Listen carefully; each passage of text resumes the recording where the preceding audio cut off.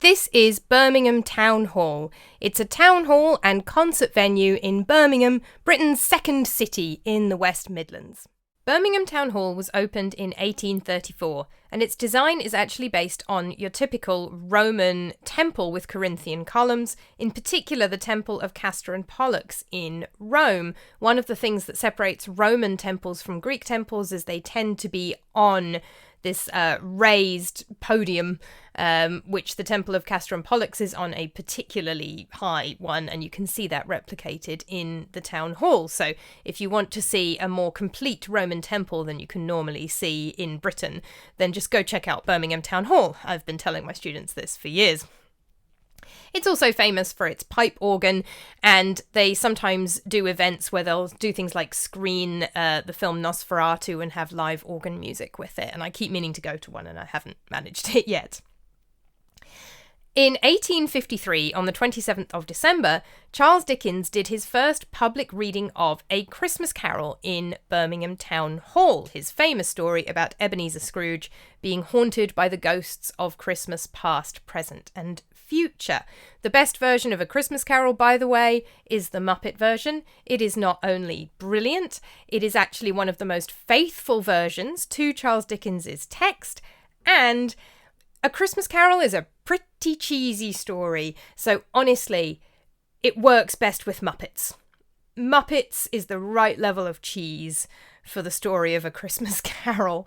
Okay, the Ghost of Christmas Future is pretty scary. I went to see a live theatre production once where the Ghost of Christmas Future was so tall that it basically reached the ceiling of the theatre, so it can be scary.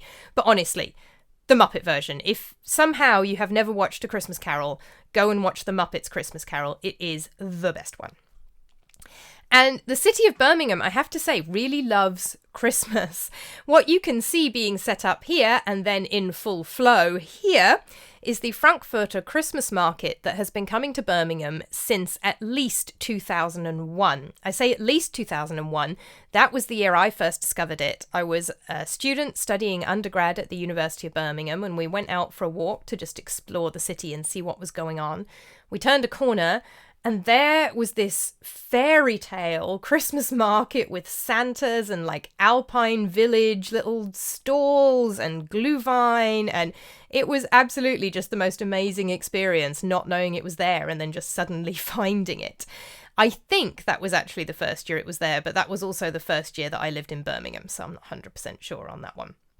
But the Christmas market has been coming back every year except for, of course, the COVID years, and it is absolutely beloved in the city. It has now been joined by all sorts of other things, like an ice rink and a Ferris wheel, and there's a British craft market as well now, which this year is by St. Philip's Cathedral. It's really expanded. It's taken over the entire city. It started earlier than ever this year. They were setting up in October, and it opened on the 2nd of November, which is extraordinary.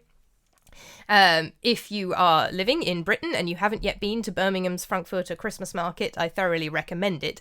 The Glühwein is excellent, and there's some really good food there as well.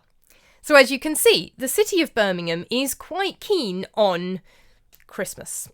We like Christmas in this city. We like to celebrate it. So it's not surprising, perhaps, that this is where the first public reading of A Christmas Carol took place. Now, to get to the ghosts. So, in the book Haunted Birmingham by Arthur Smith and Rachel Bannister, there are a few ghosts noted who have been apparently seen in and around the town hall.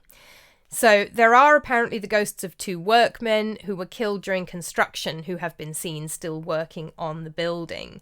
And that story is repeated in several other places as well. But the one I want to focus on today is there have also apparently been sightings of a man wearing Victorian clothes sitting at the back of the audience, or where the audience sit, or walking along the corridors. And Smith and Bannister just say, a man in Victorian clothes. They note that Dickens read A Christmas Carol, but they don't connect the ghost with Dickens. However, on several websites listing the most haunted sites in Birmingham, which the Town Hall always makes those lists, along with Birmingham New Street Station and the Alexandra Theatre, on these websites, this man in Victorian clothes sitting at the back or walking the corridors has become Charles Dickens himself. So, is it the ghost of Charles Dickens, or is it a random Victorian man? This is, of course, assuming there is a ghost there at all.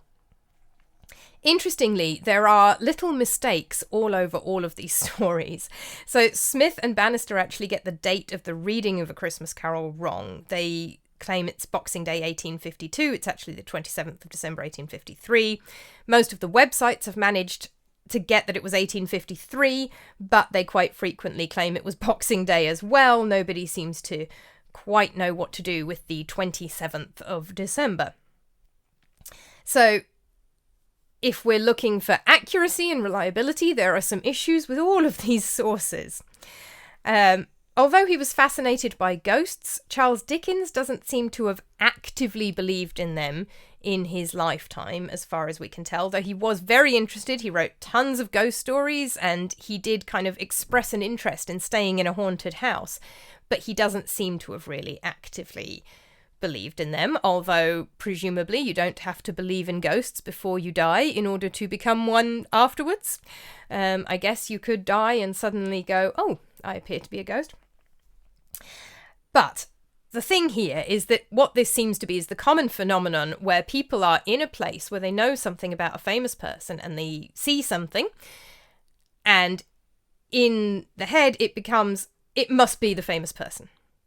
So you notice this wherever you go. You get stories about people seeing strange figures, people in long dresses, people in old-fashioned clothes, and so on. And quite frequently, the figure then becomes that famous person.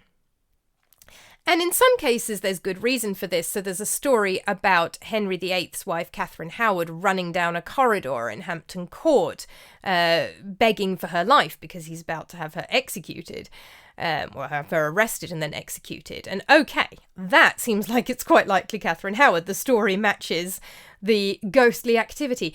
But in this case, it really does seem to be a man in Victorian clothes, and people know that Dickens read a story about ghosts in this location, so then the connection is made, oh, it must be Charles Dickens. Whereas, if we assume that there is a ghost and that it is a deceased Victorian man, that doesn't really necessarily make it Charles Dickens. Now, to be fair, Charles Dickens is quite recognisable. He's got pretty recognisable features, but the fact that the older book doesn't claim that this man looked anything like Charles Dickens does make me think that maybe the online sources have done a little bit of connecting the dots, where there isn't actually any evidence to suggest those dots should be connected. If you enjoyed this video, do please tell the algorithm and give it a like, and subscribe to my channel for more myths, legends, folklore, ghost stories, and weird and wonderful history in general. See you next time!